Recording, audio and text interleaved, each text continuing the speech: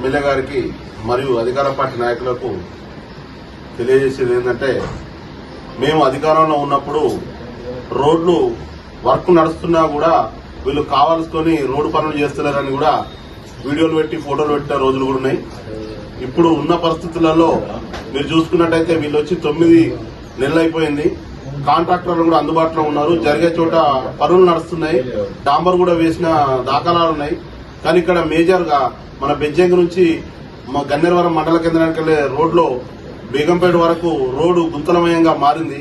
దాన్ని దృష్టిలో పెట్టుకుని కంపల్సరీగా కాంట్రాక్టర్ పై ఒత్తిడి తెచ్చి ఆ గుంతలను పూడ్చి మరియు రోడ్డు తార్ రోడ్ వేయాల్సిందిగా విజ్ఞప్తి చేస్తున్నాం.